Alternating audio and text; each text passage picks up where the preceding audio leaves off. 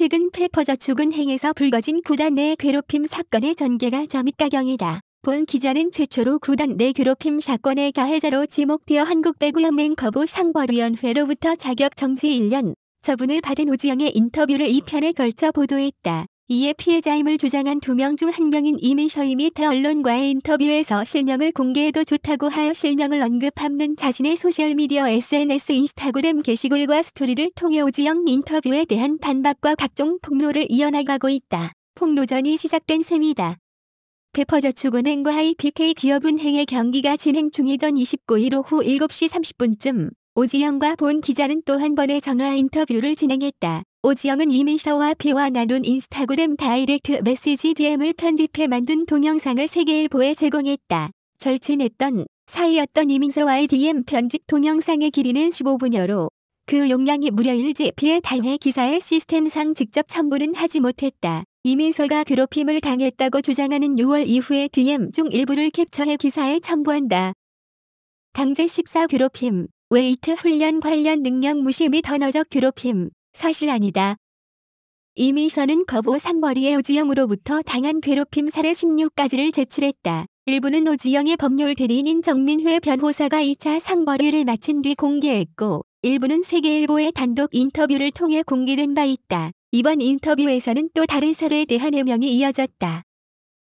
오지영은 이민서가 제기한 괴롭힘 사례에는 강제 식사 괴롭힘이 있다. 제가 이 팀에 처음 왔을 때 한 말 중 하나가 언니들 눈치 보지 말고 너희들이 먹고 싶은 만큼 먹어라. 억지로 먹지도 말아라. 였다. 이민서뿐만 아니라 어떤 선수도 뭘 강제로 먹게 하거나 먹지 못하게 한 일이 없다. 게다가 이 친구는 다이어트가 필요한 선수 명단에 들어있었던 만큼 제가 억지로 먹일 수도 없는 상황이었다. 고 해명했다. 오지영과 이민서가 주고받은 DM을 보면 두 선수는 서로 먹고 싶은 음식을 제안하기도 하고 같이 먹으러 가는 약속을 잡기도 했다. 오지영이 싫다는 것을 강제로 먹였다면 그런 DM을 주고받을 리가 없다는 판단이다. 괴롭힘 사례 중 또 하나는 웨이트 훈련 관련 능력 무시 및 언어적 괴롭힘이다. 오지영은 이 부분은 웨이트 훈련 중에 일어난 일이라 카카오톡 메시지나 DM 등의 물적 증거는 없다. 제가 이민서의 웨이트 트레이닝 관련해서 지적한 적은 있다. 이민서가 웨이트 훈련 때 무게를 너무 안 쳤다. 웨이트의 목적이 운동 능력 강화가 아닌 미용이었다. 그래서 트레이너 선생님들도 웨이트 무게를 조금 신경 써야 한다고 조언하기도 했다. 그런데 요즘 선수들이 워낙 그런 부분에 예민한 트레이너들도 적극적으로 말을 하지 못하고 쉬쉬했다. 그래서 제가 트레이너 선생님들에게 그렇게 하면 안 된다. 그렇게 쉬쉬하면 애들은 그걸 이용해서 또 안 한다. 그게 권리인 줄 안다. 라고 말하기도 했다. 결국 내가 총대를 메고 민서한테 민서야. 웨이트를 미용 목적으로 그렇게 하면 안 된다. 너는 배구 선수지 일반인이 아니다. 무게 좀 쳐서 올려라. 라고 했지만 무게가 변함이 없었다. 라고 설명했다. 많은 팀을 거쳤지만 페퍼저축은행은 프로팀이 아니었다.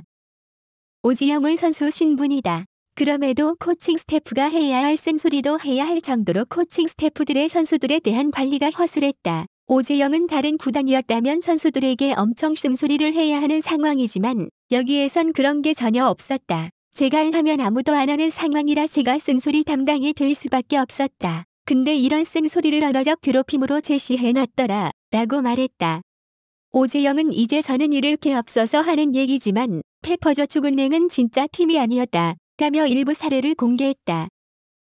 오지영이 문제 삼은 것은 코칭 스태프의 과도한 음주였다. 그는 일부 코칭 스태프들이 술 마시는 것을 좋아했다. 물론 다 큰 성인이 술을 마시는 것은 전혀 문제될 것이 없다. 다만 그 음주가 팀 훈련에 방해가 되면 문제가 되는 것 아닌가. 술을 마시고 다음날 오전 훈련에 술 냄새를 풍기면서 나와서 껌을 씹으면서 공을 때려줬다. 훈련이 9시 반부터라고 하면 9시 20분에 술 냄새를 풍기며 설렁설렁 출근했다. 이런 부분도 정말 말이 안 되는 것 아닌가. 그 코칭 스태프들이 저보다 나이가 어리기 때문에 야, 이건 아니지 않냐. 너 또 어저께 술 많이 먹었어? 이렇게 하면 안 되지. 9시반 훈련이면 9시부터 나와서 어린 선수들 공 좀 때려주고 해야 하는 것 아니냐? 라고 얘기를 할 정도였다. 게다가 개인 운동도 없었다. 자기 운동 끝났다고 그냥 끝이었다. 그래서 제가 베테랑들은 체력 관리라고 저도 어린 친구들은 볼을 많이 만져야 하니 야간 운동이라도 더 해야 하는 것 아니냐? 고 제안했지만 페퍼저축은행은 야간 운동도 전혀 없었다. 라고 설명했다.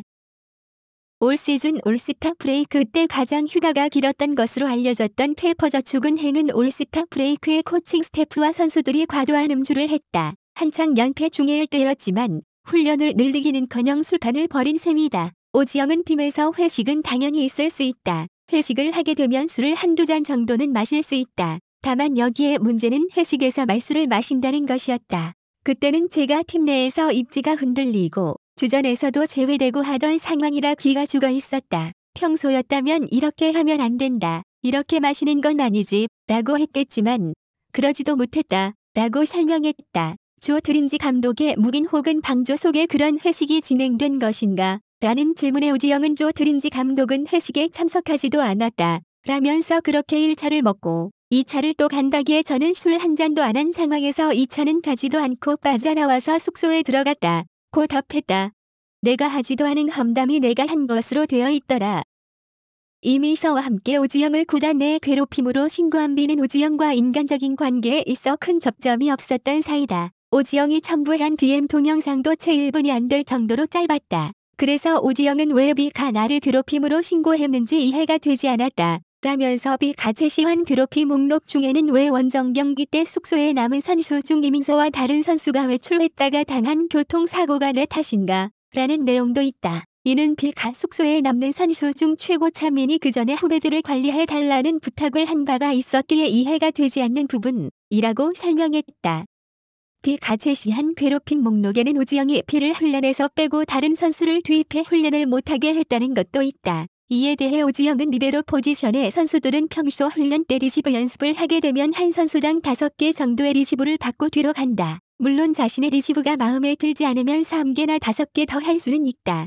근데 그게 너무 과하게 넘어버리면 뒤에 있는 선수들이 몸이 굽는다. 그래서 나는 비야, 좀 나와라.